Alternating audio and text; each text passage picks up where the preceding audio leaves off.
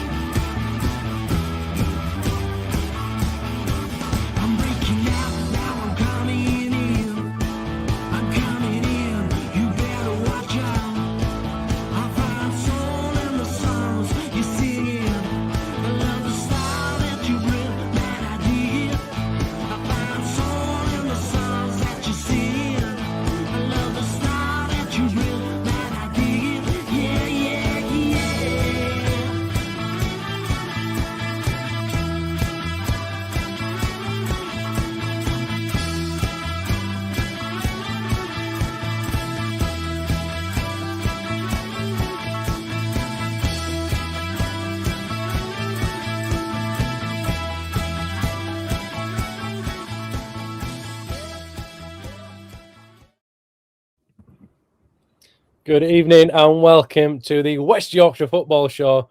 It is a Town Talk special, and Steve's headline this week is Derby Day Delight as the Terriers gobble up the chickens. And Cal, you look like you're in party mood, whatever you're wearing across those eyes. How are you doing, my friend? I am wonderful, chaps. How are you? Good to hear. Oliver, how are you, mate?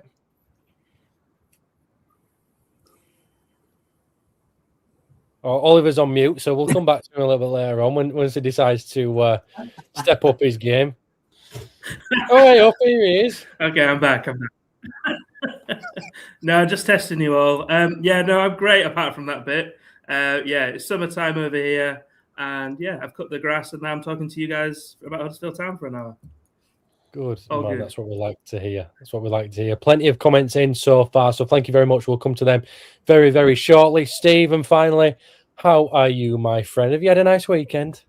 I've had a super weekend. Yeah, I went to Meadowhall today with the other half to meet some friends from Nottingham, so that was nice. But yeah, it's been a great weekend, hasn't it? For football wise and just general life. Good man. Anything else, Steve? Yeah, just two things. So obviously we are the town representative of the channel overall, but I just wanted to point two things out because we have been asked to sort of point this out. Firstly, obviously there is an alleged racist remark at the game that was made yesterday against a Huddersfield Town supporter. Obviously, as a channel, we condemn any racist remarks that's said between any fan bases because we represent, the wider football West Yorkshire community. So, if you do hear anything at any games, whether it's at non-league or at Football League level or at Premier League level with Leeds, please do report it. And the second thing is really more related to us, obviously. In the run-up to the game, there was a lot of heated banter between the two sets of supporters, Town and Bradford. There's one game in particular that Bradford City fans are particularly, incensed about with the Kevin Gray tackle on Gordon Watson in 1997. A lot of younger Town fans may not be aware of, that ended Gordon Watson's career, unfortunately, as a player. Many Town fans might think that that's banter, but obviously, as part of the West Yorkshire Football Show brand, we have to say that that's not the views of the wider channel. And obviously any individuals that, post that being Town fans, or any banter against Bradford fans, doesn't represent us as a wider channel, just those individuals. So yeah, just those things to point out, Kane.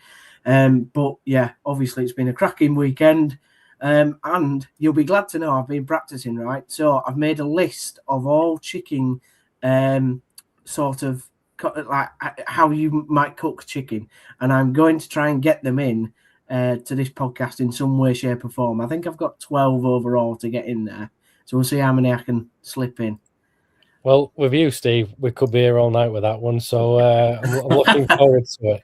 All I know is that Marston's was on the menu yesterday. Look, all right, okay, plenty of comments in. Let's just start going through them as best we can, and then we can talk about Derby Day Delight.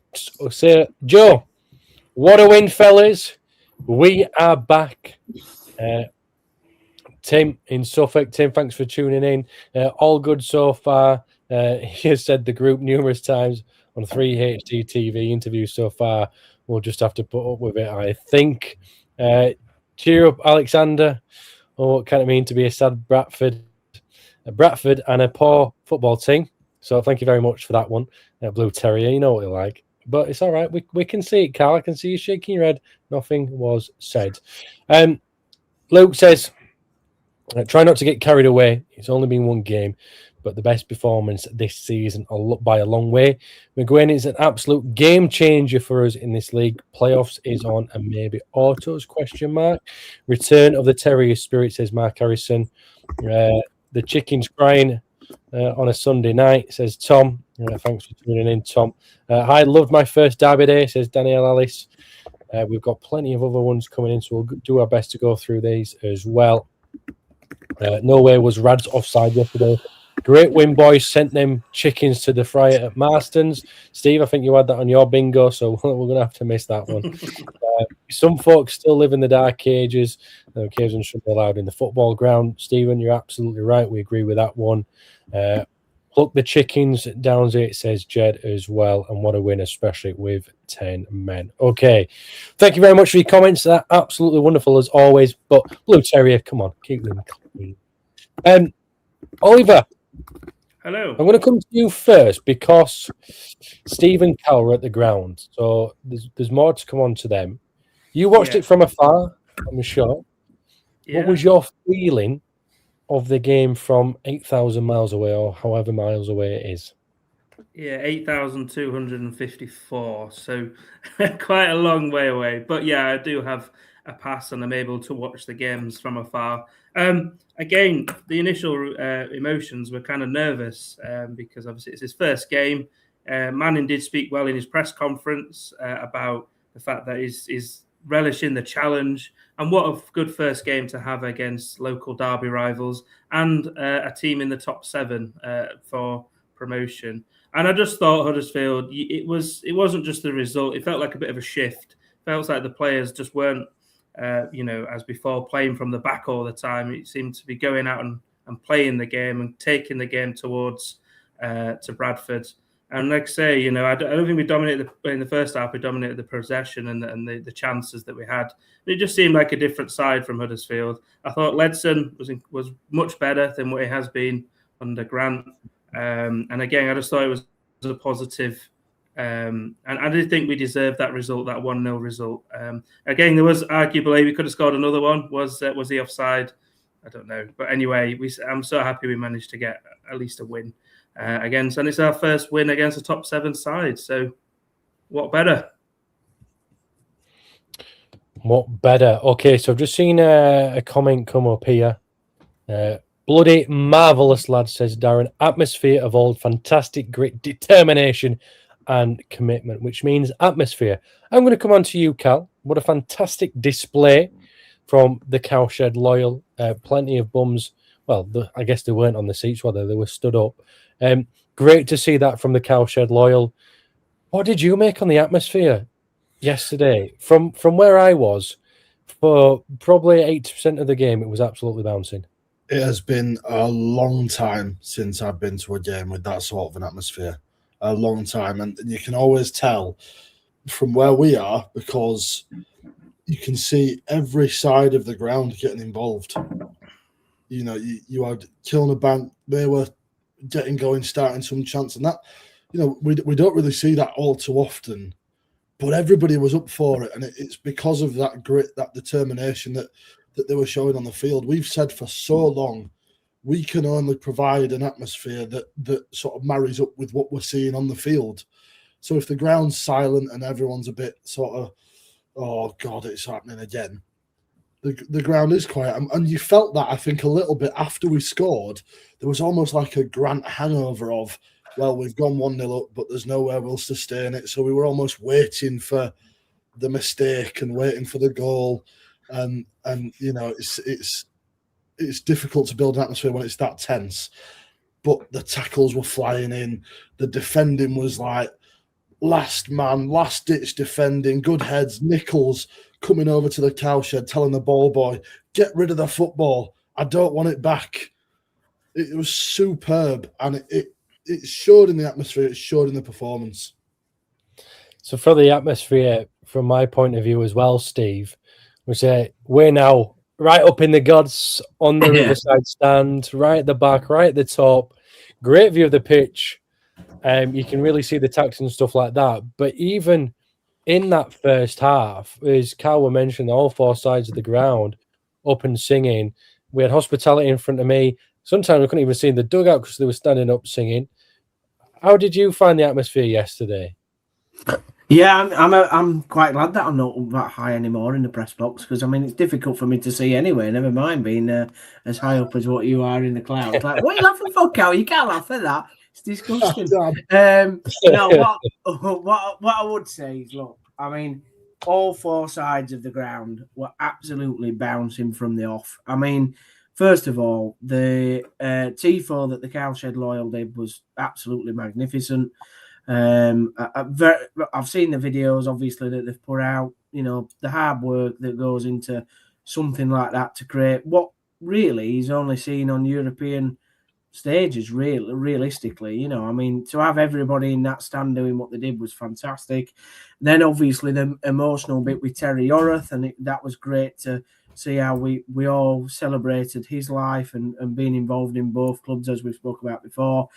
And just from the first kick, I mean, the roar, we haven't heard a roar at the stadium like that for, I'd say, at least two to 3 years. I mean, it was just absolutely brilliant. And then, you know, straight away when the tackles were flying in, and I think Ledson, I will say this, you will not get me saying that Ledson played poorly on Saturday tonight, and you will definitely not get me to say Harness played poorly either. They were absolutely outstanding. I mean, Marcus Harness got my man of the match, and I hadn't said that for 18 games or whatever we played, 23 games or however many we've played, but I just thought it was brilliant. And every supporter needs to be absolutely proud of themselves for the atmosphere that they created, because the players could just generally just feel it all throughout the game, Ken. Yeah, it was just one of them yesterday. I mean, even the station that I do it for when it's Huddersfield Town at home, we're local. We have a little bit of bias in there, but there was just something about it yesterday, which I just really, really enjoyed. In fact, when that goal went in, I nearly lost my voice because I Glad you didn't. Well, yeah. By the way, Yeah, about to say you are struggling, aren't you? Yeah. Just to add though, it was just to quickly add there though. I mean, obviously I'm 8,000 miles away, so I didn't experience it firsthand, but you could definitely hear the atmosphere on the actual TV itself. But it did feel from all the post-match stuff and on Twitter, on X, on Facebook, that there was a bit of a cohesion there between the fans and the players. I saw Manning at the end, the camera zoomed in, he did the fist pumps to the crowd. It was, and everyone was cheering, which we didn't really get that with Grant. It was more just going into the tunnel and away you go. But yeah, you could definitely feel there was a sort of a connection there, even from 8,000 miles away. So it was great to see.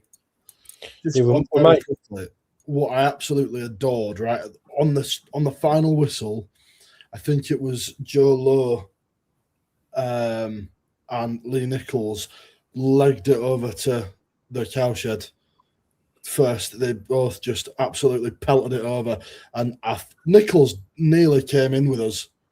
He thought about it because he got to the barrier and he thought, you could see him thinking, no. Well, if he went in, he wasn't going to get back out, was he? So absolutely not. Absolutely It just felt like a lot of pressure's just been relieved. That's what it felt. I mean, I know it's the first game. Let's not get carried away, but it just felt like a lot of pressure's relieved. Everyone's left Saturday happy. And Fortress Aku lives on. I think it's 8 games unbeaten at home now, isn't it?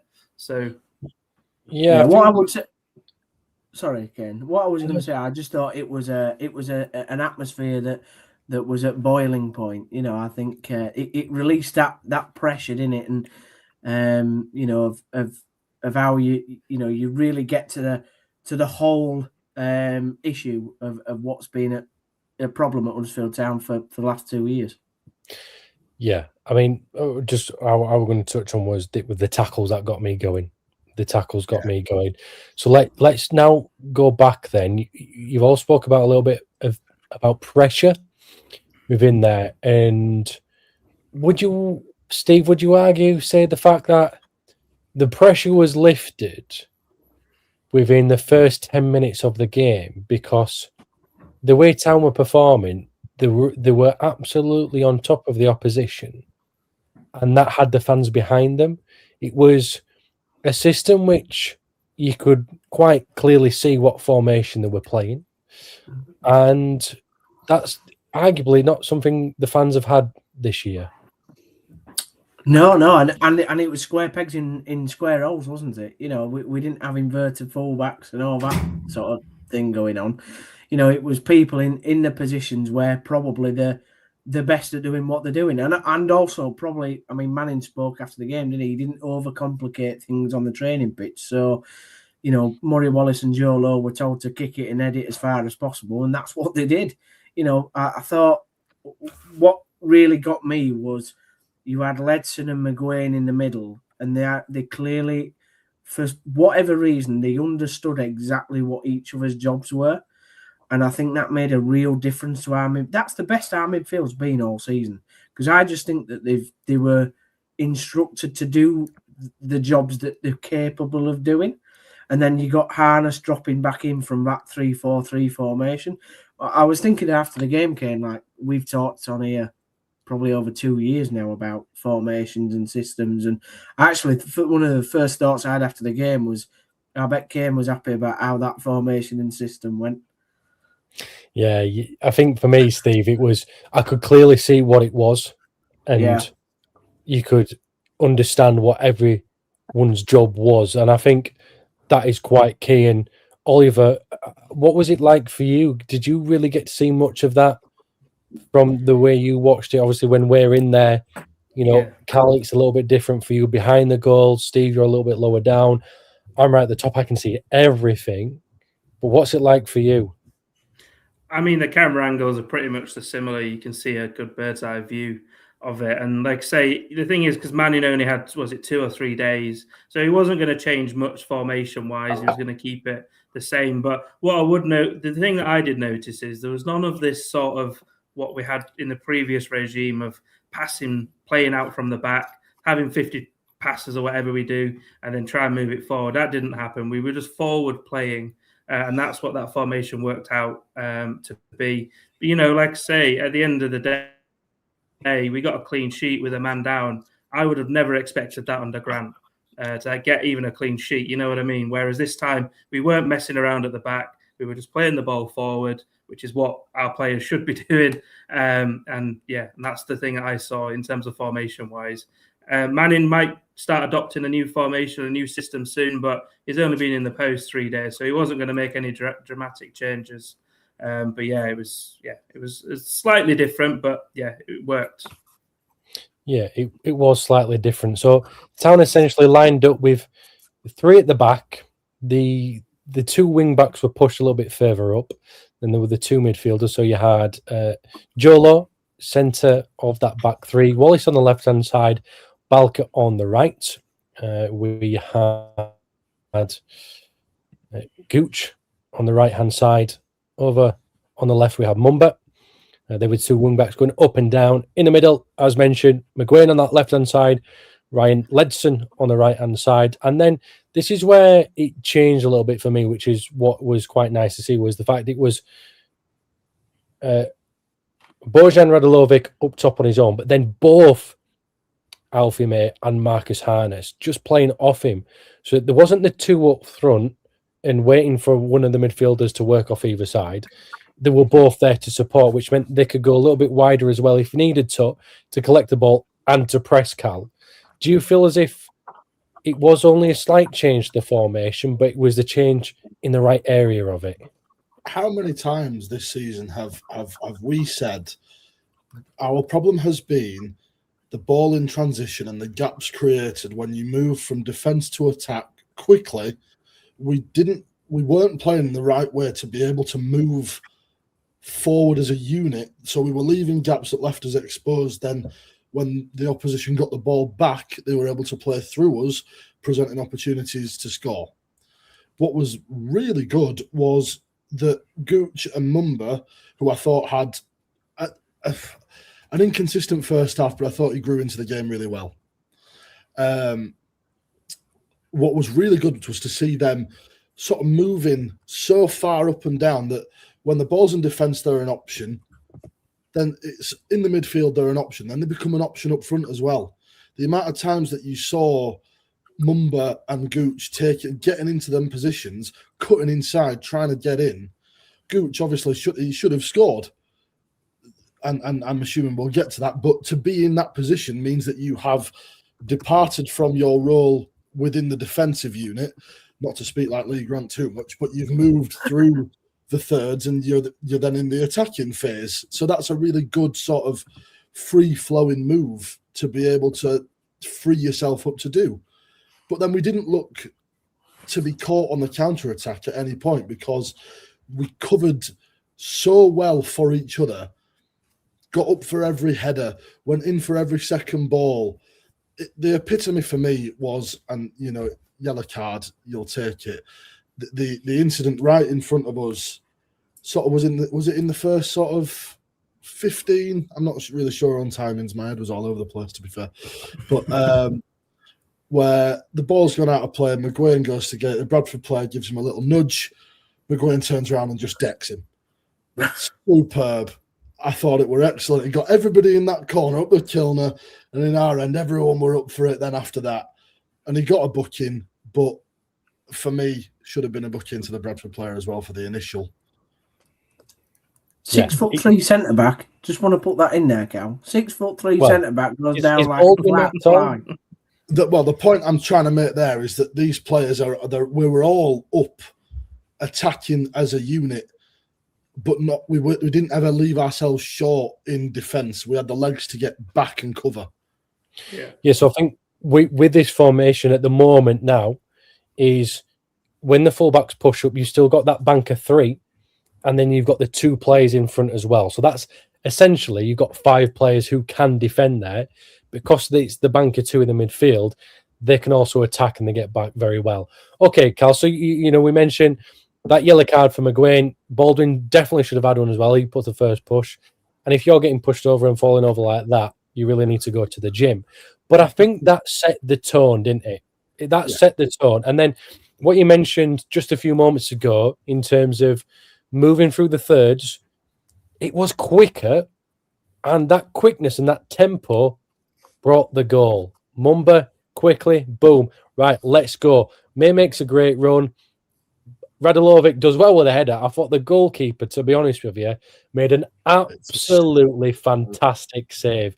Walker made a brilliant save. He was going the other way, but you've got to follow it up, and Marcus Harness did, and that roof, Cal, nearly came off. What was it like for you in the cowshed? Large parts of it I spent on the floor, but I'm not entirely sure how I got there. There's video footage that we've got of the goal, and I'm in it, and then I just disappear. There's a gap where my head was, and I'm not there anymore, and then I return. So I'm not sure, but it was superb. The only thing that I said sort of before it and after it was we have to start taking some of these chances because we created so much and we looked so threatening. I didn't want it to be another one of those games where we create all sorts, don't score any, then they go up the other end, get one and sit back. And you could see it until that moment. And they thought, right, we've got one. Let's get him. Let's get him. Steve, how did you see the goal? What was it like for you on your side of the ground? Because that's where Hannes came across to after to celebrate. Yeah, it was brilliant. It was well, to be absolutely honest, I didn't actually know who scored because I just saw the ball at the net, and then I was absolutely, pandemonium, like hugging and whatever the fans around me, and I said to me that who actually scored, and then obviously I heard the announcement, oh, Anna scored, bloody hell, But yeah, listen, like he followed it up, didn't he? That's something that we've talked about previously, particularly this season, where we've maybe had men in the box, but they haven't finished a chance off, or they haven't been running in. And apart from Castledine, that's all we've had. So it's lovely to see that, you know, Arnott made that run, got into a position, and I agree. Walker made a brilliant save. I mean, what is he, 6'9" or whatever? He was absolutely huge, but it was a great save, and put it in, and the celebrations were fantastic. I mean, Alfie May, I love the video. I've watched it about 20 odd times. Where Alfie May runs to the camera, screams in the camera, and then runs off. That's brilliant. That's proper passion. Where's that been for this so far this season? I mean, Manning's installed that in a week. What's he going to do in 6 months? You know, that's all it takes, isn't it? A bit of grit and passion, and you know, like Cal was saying, the other parts of the game that were, you know, he's just spoken about McGuane, and you know, I do want to say about him as well. When Gooch missed that chance, McGuane ran, must have been 20 odd yards, tapped him on the back and said, "Don't worry about it. Come on, we'll get you another chance." You know, and that's backing each other up, isn't it? And we haven't had that either. What I will say, Steve, and what I'm sort of building on what you said there about the sort of presence. What I saw, I looked over at the touchline, and every time I looked over, Manning's standing on the edge of his technical area, screaming at players to get back or get in or have a go. And his assistant is doing the same thing. Now, I don't know what he's saying because I can't hear him from over there, but I love that. I love to see that because they're engaged in what's happening and they're not sat. Lee Grant used to do it. He used to come out, have a little bit of a go, and then go and sit back down. Yeah. Look at the iPad and look at the phase 4 or 7 or 8 or 12, whatever we were in, and then come back out. But there was not a second where Liam Manning was sat down and sort of pondering. He was up, he was animated, he was barking instructions to those players. And I thought it was excellent and really well managed. Yeah.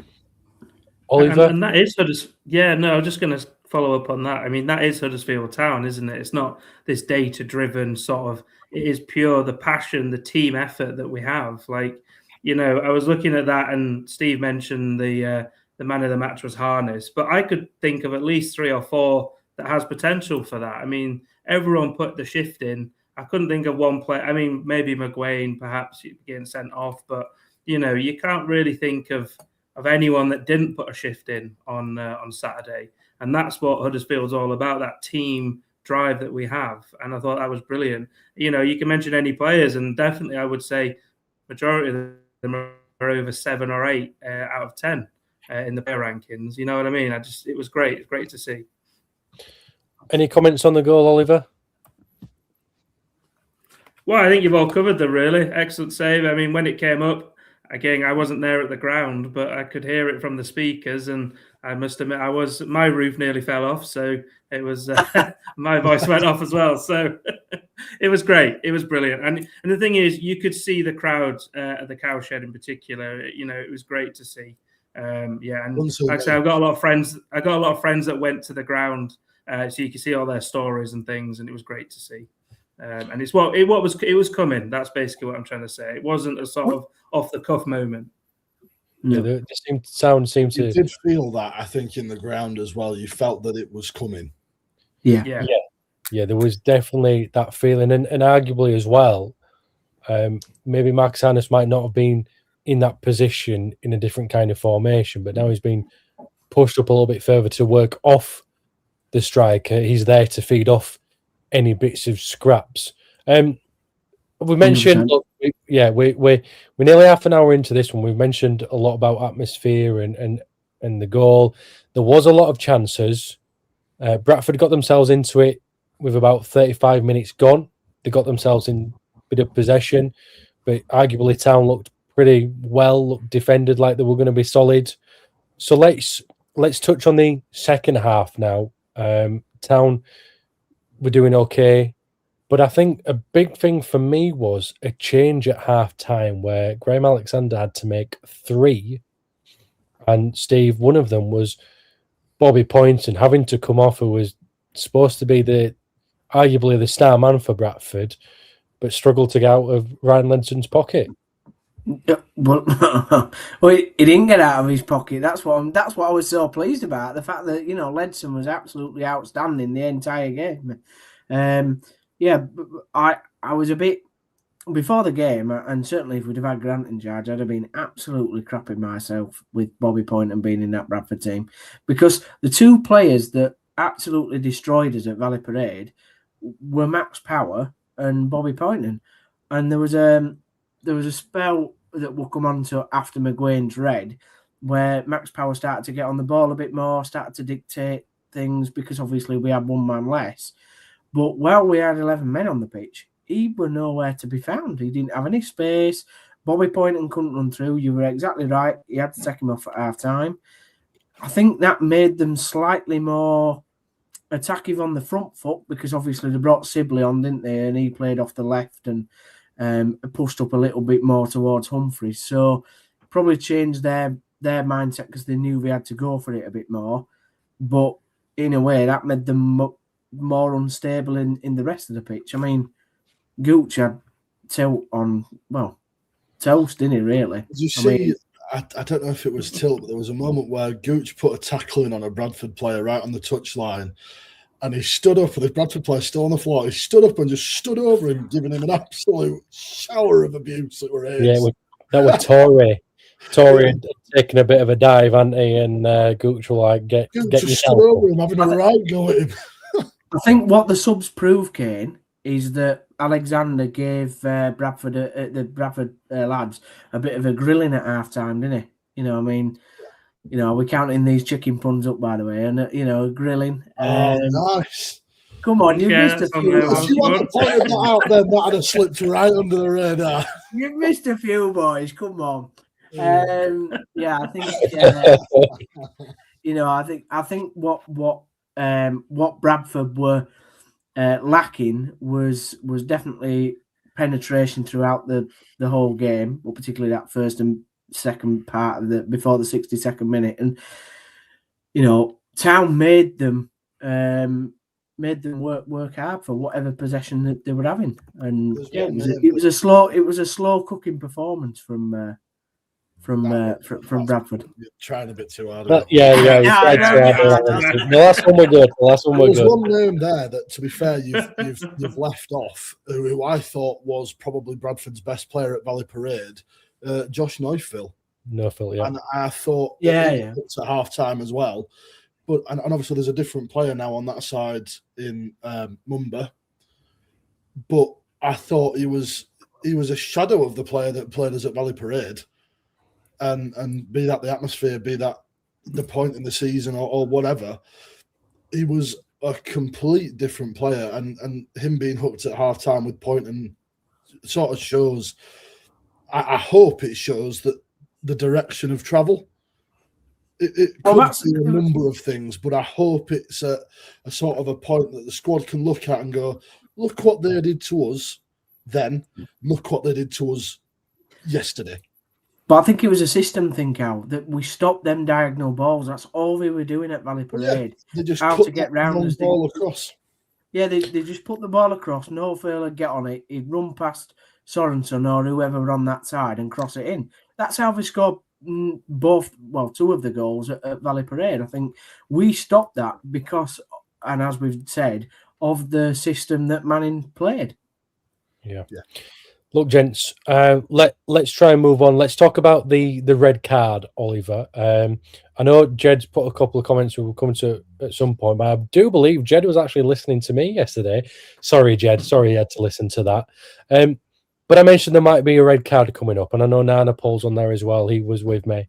And it did come. It did come. What did you make of it, Oliver? It was very clearly a second yellow card. Yeah. But was it a loss of head? Was it lack of game time from McGuane? I mean, only he will know, really. His first one, again, his first yellow card that he got, was to do with a shove. Again, maybe to do with passion, but he got the yellow card, and then to get sent off with a challenge like that. I mean, easy decision for the referee. But what I was most proud about, I mean, McGuane obviously will have his chat with Manning and they'll sort something out, and hopefully he'll come back a bit more refreshed with that one. But I just wanted to mention that the fact that Huddersfield were able to hold out against a promotional side, against the local rivals, Bradford, even there was about half an hour left, wasn't it? It was 62 minutes, that red card.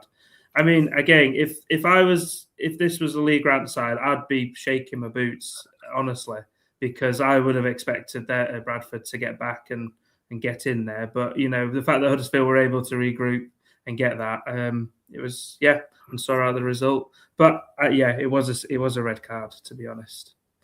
It definitely was a second yellow. And to be fair, Cal, it came and it happened. But Town really worked together after Manning that. Said in the post-match he saw a different side to the team after the red card, and I think we all did. But the key there is what didn't disappear was the intensity, not to fothering them up the performance, but we did play with the same intensity with 10 men as we did with 11 because we covered our backs. And there were a spell towards the end of the game where I didn't see much of that last 15 because I was standing pretty much like that the entire time. They had corners, throw-ins, crosses into the box, big headers away, big clearances. Nichols collects and then goes down. He gets one thing I absolutely loved, and if this happened against us, I'd be on the pitch. The red card happens. Lee Nichols goes down with cramp. And all the players go over to Liam Manning. And we get the tactical instructions and we set up differently. It was just a cramp, wasn't it? Greatest performance. Get that man a BAFTA. He's just a master at it, isn't he? He's just the fact that he got booked on the 75th minute. I'm like, no, Lee, so like you're supposed to do it on the 87th minute, not the 75th.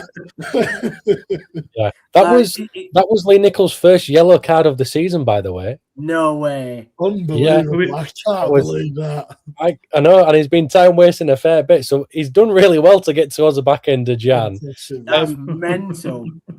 Steve, Bradford, they had a lot more possession when McGuane went off. Yeah. But just, you mentioned it earlier, they didn't penetrate Town's defence. They just didn't get at them like you would have expected them to do so. No, it was a bit, and you have to give great credit to the back line because, I mean, all the crosses that came in were, and we were really under pressure at the end. Let's not, have any bones about it, that they were putting crosses in. But for me, I don't know what anybody else thinks, that suited Lowen and Murray particularly down to the ground. Put it in the mixer and they'll just head it away. I mean, Wallace is the kind of centre back, isn't he? Because he's, with his age, he's a bit, he's wily into it. He'll just put his head in a cement mixer and head something away, a bit like we used to have with Peter Clark and all that. So I just think it was the perfect ending, really, because it just showed that when his backs are against the wall, this squad can do it when they want to do it.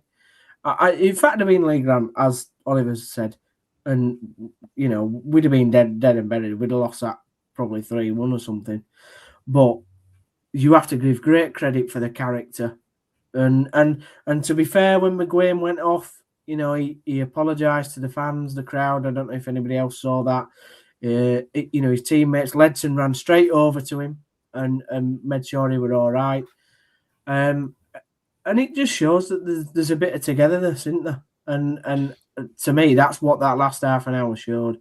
Great determination, wanting to get the win and get it over the line and just get the day done. Yeah. So one thing I do want to speak to you all about, and it can be quite brief in all honesty, is the substitutions, Cal. They seem to be the right ones and more than likely at the right time as well. Yeah, how refreshing. How refreshing to see a substitution before 85 minutes. Lovely. Yeah. But, I did think you're right in what you're saying.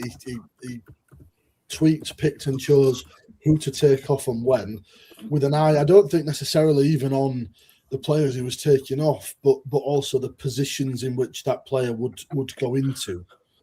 So I think when Sorensen came on, he was playing a slightly different position than that of his name's gone out of my head now. That's annoying. Umber. He came on. Well, he came on for Harness, didn't he? He came on for Harness, and obviously we don't want Sorensen playing in the position that Harness was occupying. So we almost used Sorensen, to bolster that back line and sit a bit further back. So it wasn't necessarily a tactical change, but like Stephen said earlier, it was square pegs in square holes, and it worked. And the team got the lift from the substitutions that they needed. Yeah. So we talk on Oliver. So Humphreys comes on for May the first one. That's a midfield position covered for McGuane. We're talking about Sorensen there, who actually he did play in front of Lyndon Gooch, but was extra cover on that right hand side. The other subs that we had as well. Dion Charles came on for Radolovic, who had absolutely worked his socks off. I've seen a few comments that I'm going to come across to as well after we spoke about these subs. And do you again agree that they were the right ones to make? Yeah, I mean, we had Wallace Fafini at 86, but yeah, we had the because we were tiring and we needed to see out the game. So obviously it worked, and we're able to contain Bradford. The only thing I would say is that because we've got a new manager, Bradford wouldn't have been able to do their research on a Manning Huddersfield Town team. So that kind of worked in our favour, because I guess they might have done dossiers on Lee Grant's side and how they're going to set up. But this time it would have not shocked them, but it would have been different to what they would have been used to. So again, I totally agree with Carl. Refreshing to see these substitutions. They did the job. We won the game. We saw the game out 1-0 victory. But obviously now, I know we're touching on Luton later, but now Luton will be able to have something to work towards and do some research on a man in Huddersfield Town. And Steve, I thought the substitute for Josh Feeney coming on for Wallace was the right one. Not always it's about changing defenders when you've got to defend like that, but he was just a little bit loose at times, and he did take a bit of a knock, and you got Josh Feeney ready to come on and to play his part as well. Yeah, I thought Wallace was brilliant personally, but by the end, I think he did take a knock, and he went down, didn't he, just before he went off. So it was Manning seeing that he needed to take one of his men off. Trust Josh Feeney; he's a good defender. I just overall, I thought it was great. The subs, the only one that really frustrated me was Dion Charles. Like, I mean, I can't really I don't really want to say any negatives, but my God, please, Dion, you brought on literally because you like to chase the ball around like a headless chicken, in a sense, right? At times you just didn't run, and I was like, mate, we're literally down to 10 men. You just need to work a bit harder. But that was my only thing. I also found it hilarious how Sorensen at one point was our most service forward player, and I literally screamed, not that he would have heard me, I was like, what are you doing? Get back to right back. You are not a striker. I think he just lost where he was on the pitch. So yeah, that was overall, when they were trying to make the break from Mumba, won it down the left-hand side. Yeah. Dion, Sorensen had run past him. Mumba had run past Charles as well. But yeah, look, right, let's get to some comments. We can talk about what it was like at the end of the game, and then we might be able to touch on what we expect to see in the next couple of games as well. So, but I do have lots of comments, so I'm going to do my best here. B. Peel, I believe I owe Liam Manning and Chris Markham an apology. I was very disappointed with the appointment, but that was exceptional yesterday from start to finish. Don't forget the rest fault that Bradford lost yesterday. On that display, surely Oliver is happy now that we've changed managers, head coach, as he was always advocating Lee Grant to have more time. Will Steve get the presses on a weekly? It was good to hear the channel was down there asking some questions. Paul says, great win there. They were dire with Bradford. We was up for it all over the pitch yesterday. Chalk and cheese performance up the town. Dell says it was great for Liam Manning having a pre-match interview with the Radio Leeds. We are Terriers and now our very own West Yorkshire football Stephen Downs. Do you think Kevin was thinking, don't know what all the fuss is about? Now he's seen that. Manning said, leave everything on the pitch, and they did. What a win. Is that the same team? Everyone wanted the ball, energy, passion throughout the first half. It was refreshing. Reminded me when Warnock came in, no messing about, and playing football in Bradford's half. Good afternoon, everyone. Huddersfield played really well. I was going to say Bradford didn't turn up, but it was more of a case of Huddersfield not allowing Bradford to play. Certainly the case in the first. It was great to see the intensity in the performance. The space between defence, midfield, attack was just about perfect. Matt, I think that's a really, really good point. The midfielders weren't on the defenders' toes like they had been over the last few games. All Bradford saying how bad they played, but for me it was never allow them to get a foothold until they're sending off, and even then we never allow them to have a clear opportunity. Dale, more great comments from you as well. Bojan was ace, worked his socks off holding it up. It just shows what a difference having an experienced head coach can make. Alfie May was good. Bojan was good also. And McGuane, Lenson and Harness is the way to go. He's so calm on the ball, assured. He's McGuane, Rolls-Royce midfielder. Mumba got slayed on his debut, but smashed it yesterday. I liked him and May's chemistry too at times. It was like they were telepathically connected. What happened at the end between the Bradford play and the Town fans? Radio Leeds mentioned something about it, but it didn't actually happen. Read the statements. Go on social media for that one. Big fan of Balka, and his ball playing ability is so good, so too good for this level. Building from the back. McGuane attitude, something that we haven't had. Feel so proud of the players. They've finally shown some positive emotion. They puffed out their chests and played their hearts out. Exactly what we want. They've set the bar now. Manning got his game plan perfectly. Smashed a pub side yesterday. Liam Manning's at the wheel. Autos is on. Mumba was average, to be fair. Loose passes and did a couple of good runs the second half to help up the attack. That's an interesting comment from you there. Huddersfield Town match on Saturday was the best game so far. I loved it. What happened in the cowshed. Blue Terrier rumours has it that this is Bobby Poynton still in Ledson's pocket. And good to have you back, Ben. Where have you been, pal? We've not seen you for a while. Has anyone seen Gaz, Graham Alexander? No, sure. Bobby Poynton, Max Power. Well, here we go. Ben, great to have you back, pal. I think Ben is Jason Cundy in disguise. You've got to do it like Jason Cundy. If you're going to read it out, you've got to do it properly. Yeah. Has anyone seen? I've got more from Ben. Don't worry. Standing ovation for sending off shows you how good McGuane was yesterday. Bear in mind, Manning took his first training session on Tuesday. Yes, he did. Certainly, a Manning OB has quite a ring to wait. Was it just a happy coincidence, Cal, regarding LN? Absolutely. Lee Nichols. Crap. Yeah. Lee Nichols. Yeah. I overheard a colleague of ours from the radio station in Leeds saying that McGuane's challenge could have been a red on its own. Yeah, definitely a yellow. Yeah. Nichols shouldn't have been booked. The ref told him to take the free kick back further, then booked him for moving the ball back. Yeah, absolutely. Right. That is, yeah. He did do that. I did think that referee was packed. While we're just on the referee there, I did think the referee sort of played the game a bit interesting.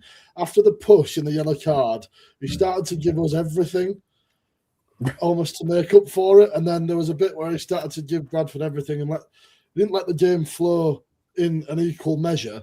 It was one or very much the other. Yeah, but can I just touch on that? Alexander's comments after the game, I don't know if anybody's listened to it. He basically said that we won the game because of A, their poor defending, which is fine. But B, he basically said that the referee was on our side. I know he gave us it's a smoke screen. That's a smoke screen, surely. But I don't think he was that bad. Well, yeah, I think they were all very bitter and just didn't like the fact that they couldn't get into the game and didn't do anything when they had 10 men. 0.16 XG, that's all I need to say, says Ben. Predictions for the Loot, we'll come on to that one, James. They are honking. Get them back down to League 2. They're out of place in this division. Ben, honestly, I'll be honest with you, I've missed you, pal. I'm really. Ben's had Fanta, hasn't he? He's had Fanta tonight. He's back. Look, right, okay. Plenty gone in there. We've got some Bosches. Kane's going to be out of his breath. You're absolutely right, Ben. Stop putting comments in there. Gents, the final whistle goes. Cal, must have been an amazing feeling in the cowshed after having the TIFO that you've worked really hard to do, and the players worked hard with 10 men. Just what a relief. Yeah, it was a sort of game in stages because I wanted the TIFO to go. I was nervous for the TIFO to go well, and then you think, oh God, we've got a game against Bradford now. So that happens, but we were there till like 10:30 on Friday night, sorting it all out and making sure that it was all set up. And so you put the graft in, and you just think, I'd love it to sort of be earmarked on a day like it was. We were all sort of saying it. We don't get days like this very often, so enjoy it. And at the end of the game, somebody had the bright idea to go and get the banner back out. And, we had like a really good sort of moment with the nobody takes the cowshed end banner back across and all the players coming over, Manning coming over, giving it fist bumps. It was superb and such a good atmosphere. And it's right, we don't have days like that at Huddersfield Town, but in football, you don't really get days like that very often. The bad days or the mediocre days outweigh days like that, sort of 10-1. So when it comes along, drink it in, and we did, and it was a superb afternoon. You're still on mute, pal. Oh, I'm sorry. Yes! Not just me. I can mute all you guys, so yeah. Right, gents. So 2 games coming up this week. Again, we shouldn't really be talking about can they get up for it. There was every reason to be up for it yesterday. And I'm not trying to take this away from going forward, but yesterday was a West Yorkshire derby. Tuesday, it's Luton. They should be up for it because they're up there, but it's not a West Yorkshire derby. Oliver, is there... How is that going to... What's the difference now between the Bradford game and the Luton game? Is there a difference? Should there be any difference? How will we look at this? How should you expect the players to be for it? I mean, let's start firstly. There should be no difference. It's a home game as well, so that's obviously helps us out against Luton. There are playoff contenders around where Huddersfield are as well, and if we do manage to win, then it's 6 points away from. Luton are 6 points adrift of Huddersfield, so that would be really good for us as well. Again, now the Manning kind of effect is started. His eras began at Bradford. Good start, but he needs to carry it on and continue. And the only way you do that is playing these top sides to keep the confidence rolling. And the key thing is, and this is what I mentioned, we mentioned about the fans and the environment. The players would have had a taste of what it was like on Saturday, how great it must have felt. You know what I mean? That kind of cohesion between the team and the fans. And if I was the player, and obviously I'm not a player, hence why, but I would be wanting that again. You know what I mean? I'd be wanting to fight for that, for the fans, for the club on Tuesday against Luton. Unfortunately, I'll be watching that in the pub in Huddersfield, in the Falklands, because there is a Luton Town fan here, so that's good. We'll both be watching the game. Is it like one fan of every club in the Falklands? So you can all, go to the pub to watch each other. Steve, for Liam Manning's coaching staff, you've now seen what it's like against the West Yorkshire derby. You want the fans to be like that again. Is that your motivation for the players? You've seen what happened on Saturday when you perform well and beat a side that's up there. Now you just have to go do it again on Tuesday. Yeah, I think that's the massive test, isn't it, for Manning now? It is a bit of an acid test. Like you've had that red hot, unbelievable atmosphere, but you have to bring the players now back down to earth. Make sure they're not fried from that atmosphere. You have to keep them in sort of a context of, look, that's not going to be every game.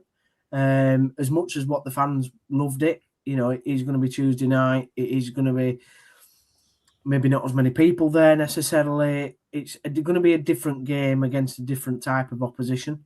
So, I think it's a big test for Manning now. Can he back it up? I'm sure he can. And listen, the fans will be there Tuesday night, absolutely cheering the team on, and hopefully they can play like they played on Saturday. But how good would it be if we came out with even 6-9 points from the next 2 games? I mean, that'd be a hell of a first week, wouldn't it?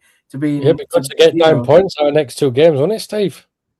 Well, no, but 9 points over the week overall, you numpty. Out of his first 3 games, I think that would be a hell of an achievement to the fact that you've just come in to the club. Yeah, you're absolutely right. Rivet Head, I've seen your comment. That's not going up, so thanks for that one. Cal, look, again, mention it's easy to get up for a West Yorkshire derby. What do you think today and tomorrow is probably going to bring for Liam Manning and his coaching staff? I think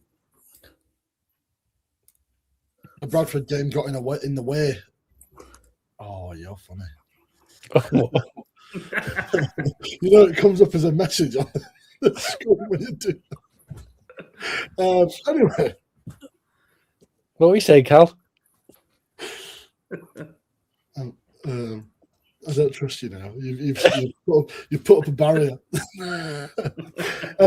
I think the Bradford game, in terms of preparation and the way Manning probably wanted to get his teeth into the job, the Bradford game probably got in the way, because you'd prefer to start at the end of a week where you can get your teeth into a full week on the training pitch and drill into the detail with the players. But Manning doesn't have that luxury, and we saw small changes at against Bradford, and I think we'll see maybe some more small changes against Luton. And what I'm hoping is that we take the positives from the Bradford game, and yes, we can say, look, this is what the atmosphere is like, but we almost also have to say, don't expect that every week. That was almost special circumstance. Bradford at home, the first home derby in the league, I think, in 20 years? 20 years, yeah. So I think that's sort of exceptional circumstances, but don't let that take away from the performance. Performance-wise, we want to see exactly the same. And I think that's the message. Can you do it on a cold, rainy night in Huddersfield on a Tuesday? Yes, that is. I think. Sorry, Cal. That's kind of what we've been saying, though, hasn't it, for quite some time on the podcast in general. It's the performance.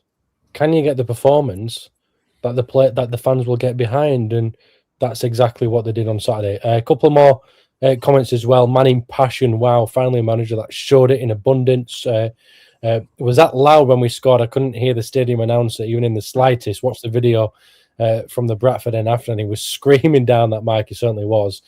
Jed's disappointed to see that we don't have an AI tactics chart this week. Jed, we'll get the request in for a few weeks' time once we know a little bit more about the tactics as well. Absolutely. Pardon? I'll get on that. Absolutely. Good lad. I'll be in discussions with ChatGPT as soon as this show ends. 100%. There is no reason why we can't beat Luton with that Team Tuesday passion in Dover and never die attitude. They proved they could do it. Now go do it again. And Luton's always been a bit of a bogey team for Town, but we will see. And am I right in thinking that Liam Manning has only announced 2 assistants? If so, Chris Markham going to choose one, and the teams normally have 3 assistants. Look, I think whatever he's comfortable with. Okay, so Luton, it's about showing more of the same. Again, there's not much turnaround from this game, so he's straight back into it. He's not really going to have that much time on the training field going through bits and bats of tactics, so it's more of a what can you do? You might have a bit more time before the Peterborough game, though, Oliver. Let me guess, there's a Peterborough fan there in the Falklands as well that you'd be sat in the pub with. I don't know. I haven't seen that one, I'm afraid. So I don't know. They haven't travelled that far out. But what you've got to be mindful of, obviously, it's a good start for Manning, and maybe Luton's good. But obviously, these teams will be watching a Manning Huddersfield Town. So they'll be starting to get used to how Huddersfield play, the style, the new system, or what if he brings a new system out. So it's going to get harder as we go along. But yeah, as I think it was Paul, one of the Paul Hitchinson said, it proves that we can do it. We can play across the field. We can not walk over teams, but we can play against some decent teams in this league. And there's a reason why we're we're up at the top of the League One, not the top, but up in the top positions of League One itself. So, but yeah, Peterborough, but Luton should be a good game. I think should be a good result. Yeah. By the way, we've got some comments coming in as well. Start getting your predictions in so we can go through them because there's not very long left before we finish this one in. Just a couple of comments. Convenient we start playing Northern football after the gimmick goes. And Marcus went literally played for Barcelona, just saying. BPL says we have to be realistic. There will be some fatigue from the weekend, so it's unlikely we'll be able to replicate that performance. But as long as we show it more often than not, then I'll be happy. Okay, so Steve, away to Peterborough. It's not going to be easy. It's that weird rivalry again, but surely Town should be up for that one as well. And we're thinking a positive result. Yeah. What I would say is Peterborough have definitely improved under Luke Williamson, I think it is. Since he's come into it, it's not going to be easy. But you would like to hope that the next two games we can get positive results. I'd like to hope that we can go to Peterborough and get a win. Yeah, if I were a player now, I don't know about you lot, but I'd be absolutely buzzing for the next two games. I'd want them to play them tomorrow, mate. But obviously you've got to have recovery and all that. So let's just go into it with fantastic energy and try and get 6 points at the next two games. Not 9. And Cal, would you want to be doing what Steve does? You want to play tomorrow, play the day after that performance yesterday, and you reckon that's how they're feeling up to the Peterborough game too? I'd hope so, but looking at the fixtures, we've got to be careful because we play obviously Tuesday, then we play Peterborough on Saturday, then we've got a week until we play Blackpool, and then after Blackpool we go Saturday, Tuesday, right up until this only shows me till the 21st of Feb. But there is a lot of football coming up, so I think set up in a similar style, but use those sort of canny substitutions like we did against Bradford. Utilise them more often, get more players in the frame, and there's no reason why we can't carry the momentum. Absolutely no reason why. But it's making sure the players respond to what is a very different atmosphere. What will be a quieter atmosphere. There will be less people there. Making sure they can get up for it as much. And do you think, Carl, you obviously mentioned the fixtures there, Saturday, Tuesday. That might just hinder a little bit on the players because obviously now we're going to have to try and learn a new system. Not that too much has changed, but there's enough that has changed to get an understanding of it when there's less time on the pitch.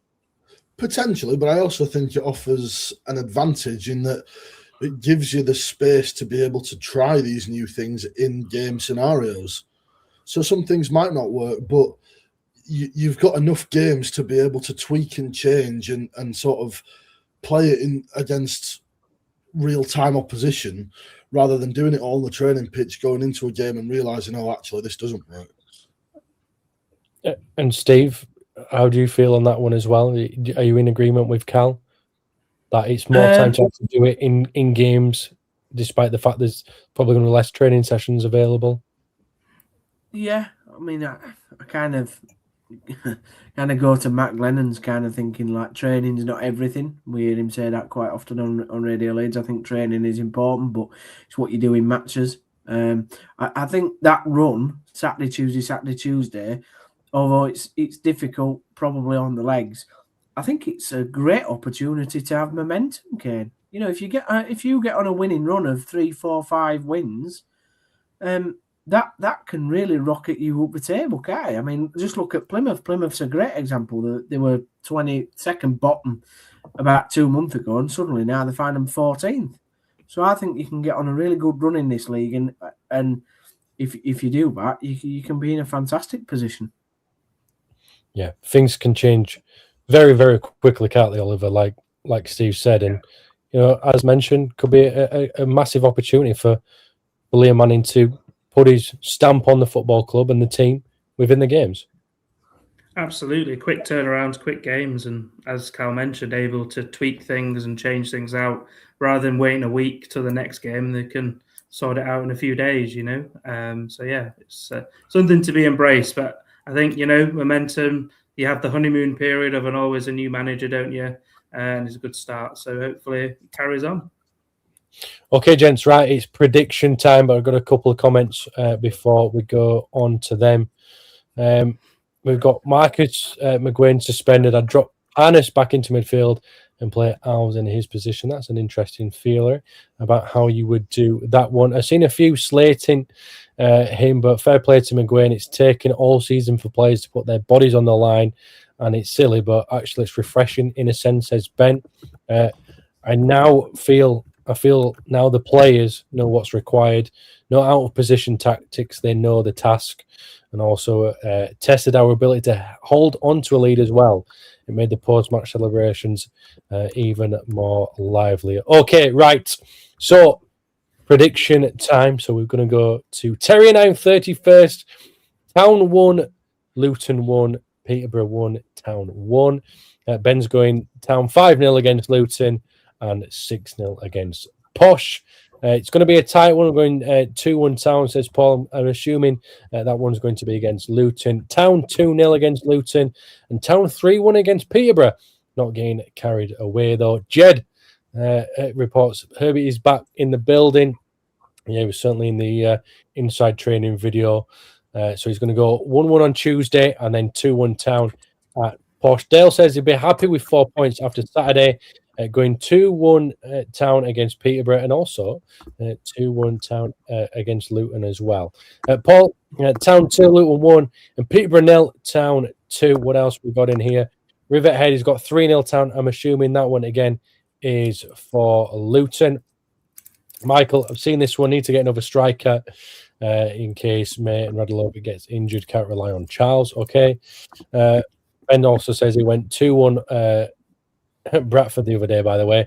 Well, Ben, not good enough, but nice to have you back on the pod. Okay. Steve, I'm going to come to you, please. Your predictions. Town 2, Luton 1, and then Town 1, Peterborough 0. Thank you very much. Michael's gone Town 1-0 against both Luton and Peterborough. Oliver?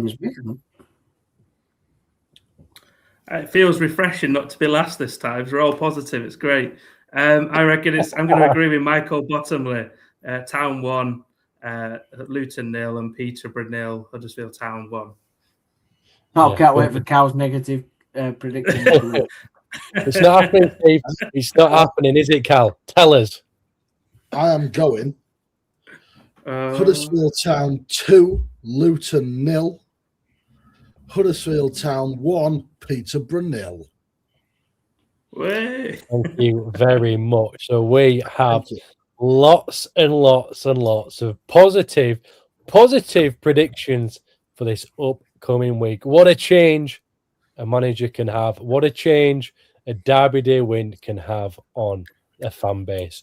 Steve, Oliver, Cal, have a wonderful week. Thank you very much for joining us on the West Yorkshire Football Show. It's been a Talktown special. Everyone who's been viewing and commenting, you've been absolutely wonderful. The comments, as always, are amazing. Like, share, subscribe, you know that bit. But it has been a Talktown special. Derby Day delight as the Terriers. Steve, have you got any more for us before I finish it? Just that's a wrap, mate. That's a wrap. That's a wrap. The chickens got roasted this Sunday as well. Right, guys, we shall see you next week. Have a good one. See you. Thanks, everyone. Goodbye.